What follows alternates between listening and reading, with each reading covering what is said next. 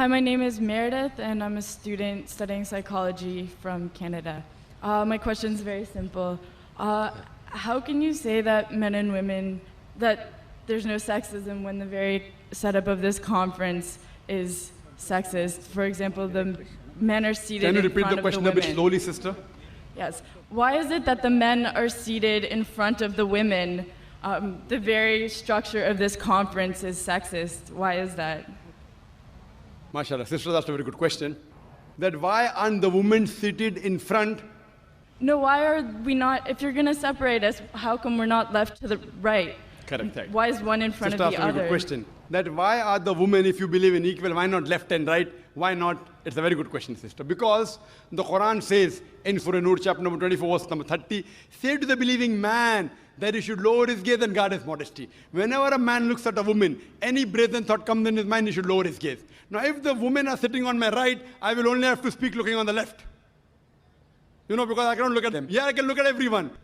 Sister, I cannot see your face also from here. You may look at my direction. If you want to see me close, you can see on the screen there, no problem.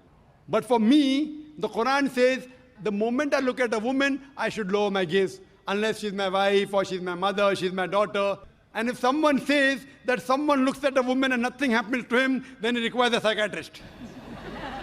So if you were here, I would talk to you like that. So you'll tell me, what an ill-mannered man is this? Showing me his back. Now my gaze is there. Knowing the microphone, I cannot see you. I can just see, okay, just a little bit here and there. So I'm maintaining my hijab. Now when we have lady speakers speaking, only ladies, front row, no problem. So what happens? Because it's a gent speaking, there are occasions, some occasions, then we have to keep a partition, and we can do that. And we have done that. But there's such a vast gathering, so many cameras, it will obstruct. So that's the reason, but in no way are we trying to say that the women are inferior.